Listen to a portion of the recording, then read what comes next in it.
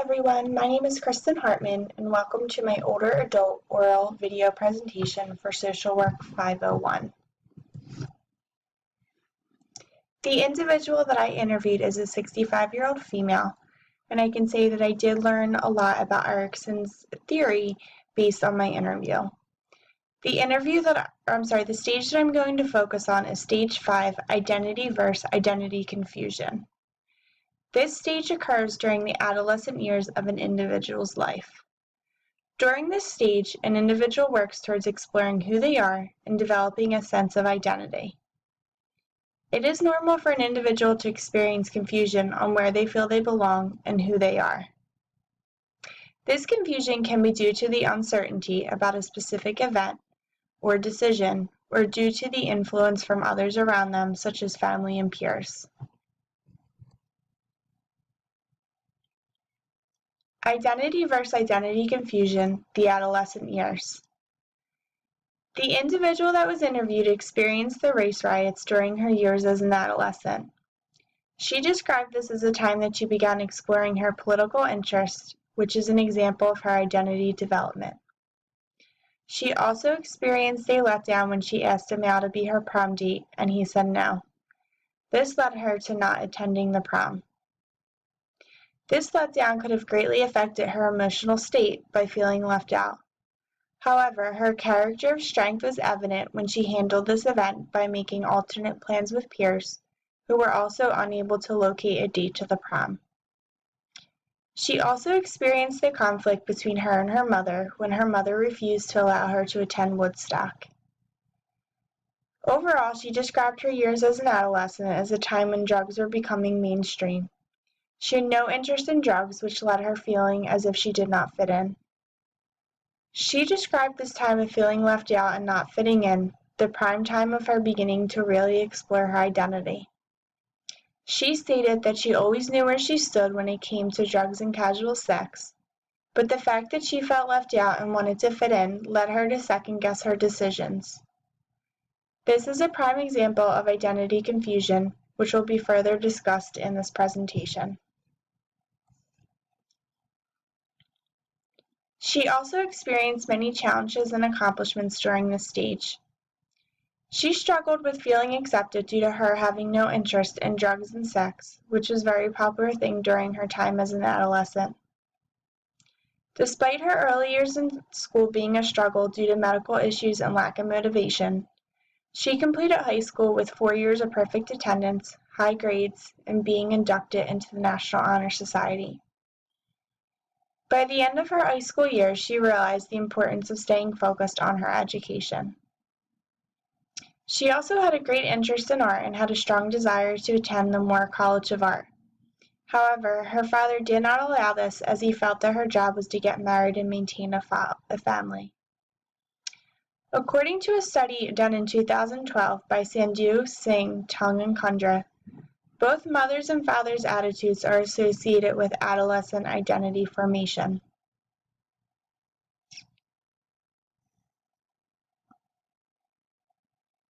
This experience that she dealt with is a supporting example of the study performed by Sandhu Singh, Tung, and Kundra.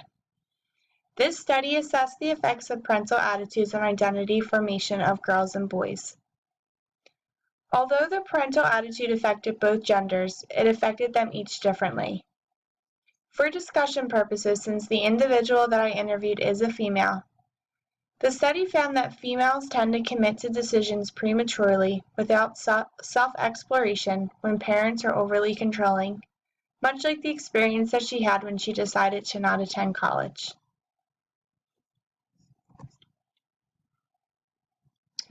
All of Erikson's stages include psychosocial crises. The psychosocial crisis of Erikson's adolescent stage is called identity confusion. This crisis is described as when an adolescent individual experiences conflict when exploring their identity and their interest. This conflict may be caused by the influence of others, being unable to process their interests and roles into their identity, or due to the fear of commitment. The interviewee experienced this conflict on several different occasions.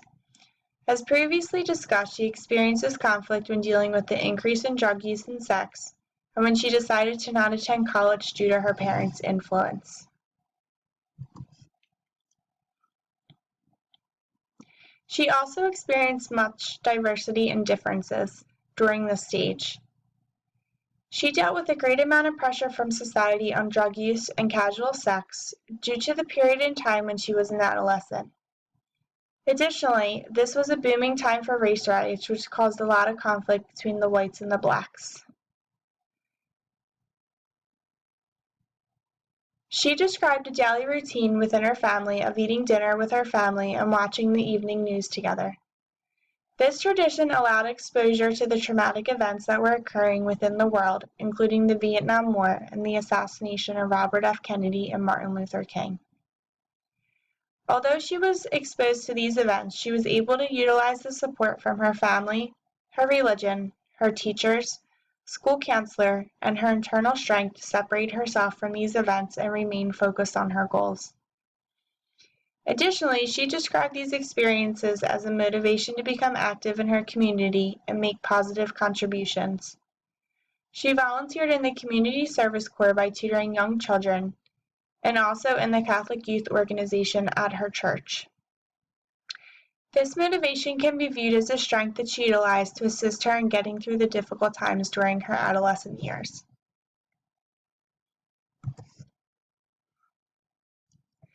She was also exposed to oppression within her society during this stage. The interviewee was fortunate and was exposed to minimum oppression directly through her years as an adolescent. She explained that although she did not experience oppression directly, she witnessed many situations of oppression within her society. These times included witnessing the race riots, political conflicts with the assassination of Robert F. Kennedy and Martin Luther King, and the height of the Vietnam War. The race riots appeared to be a very influential part of her life. This was the first time that she experienced racism and saw the conflict between whites and blacks. She described her experience with the race riots after Martin Luther King was assassinated. She told the story of the public schools surrounding her school being closed due to the assassination, and her school remained open due to her attending a Catholic school. On this day, mobs of African American students from the public school surrounded her school carrying bats, metal rods, and chains. They proceeded on trying to break into the school by breaking windows and doors. She also described this as the one and only extreme violent experience that ever affected her. Although she was exposed to oppression, she was able to remain strong. She described this time of her life as a time when she was becoming my own person, a person of strength, integrity, and individuality. This was evident in hearing her stories of being able to continue about her life despite the historical chaos going on around her. She credited this strength to her family values and her religion.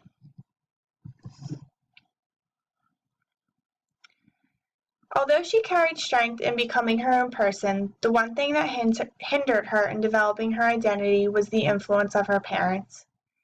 She described her relationship with her parents as strict, and she never disobeyed their commands. This led her to not succeeding in her goal in attending college and becoming no more than a secretary, which is the position that she still holds today. This decision is also something that she still regrets and wishes that she would have spent more time before making her final decision. She can be viewed as a foreclosed individual, which is an individual who is greatly influenced by others around them and make commitments without self-exploration. According to a study done by Vloris and Vosma, the interviewee would be identified as a foreclosed individual due to allowing her parents to influence her decision about college and her career.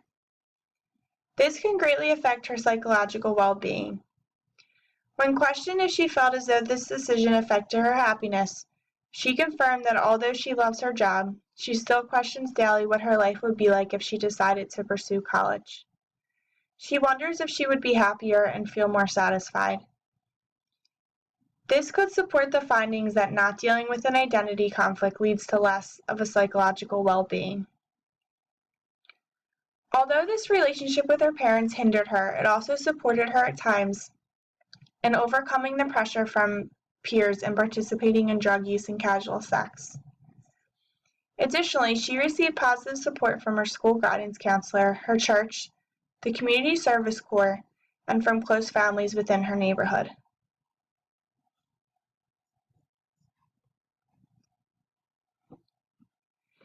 Another theory that was noticed in this interview is Freud's theory of psychosexual development. Freud's theory focuses on the following three aspects of an individual's development. The first aspect is the id. This is the unconscious self that drives our basic needs. The pleasure principle is what governs the id to ensure that the needs are satisfied. The second aspect is the ego. This is part of our mind that makes the rational decisions. The reality principle is what governs the ego by ensuring that actions are evaluated according to their consequences. And the third and final aspect is the superego. This is the conscious part of our mind that keeps us in check and deciphers between right and wrong. The interviewee experienced several events during her adolescent years where she was challenged with making decisions. She witnessed race riots at her school, was exposed to substance use, and the boom of casual sex, and deciding whether to attend college. The development of her ego and superego assisted her in making the decision to not become directly involved with the riots, to not use drugs, and to abstain from being sexually active.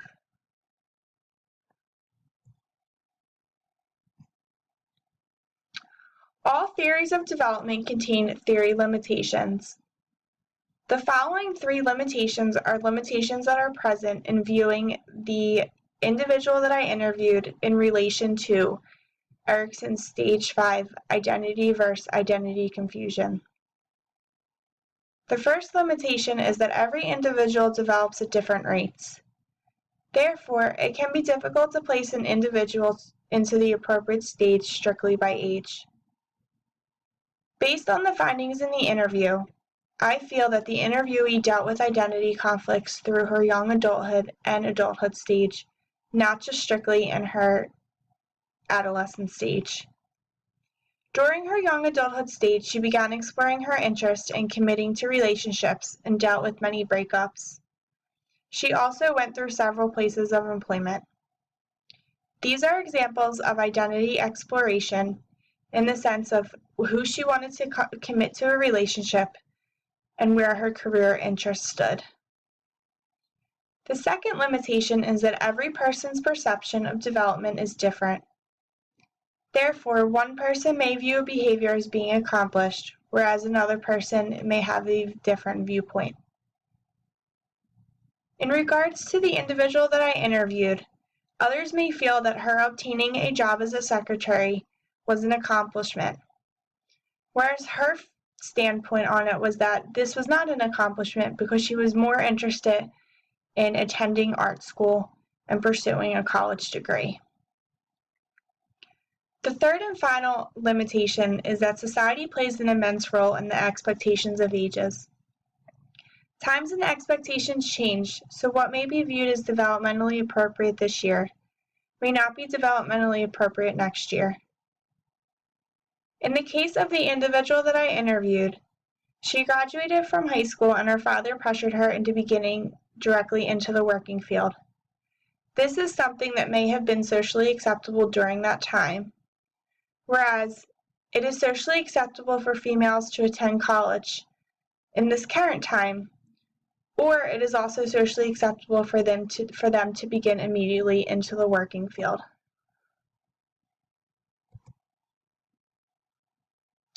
Okay, that is the close of my presentation, and I hope that you have enjoyed it. Thank you very much.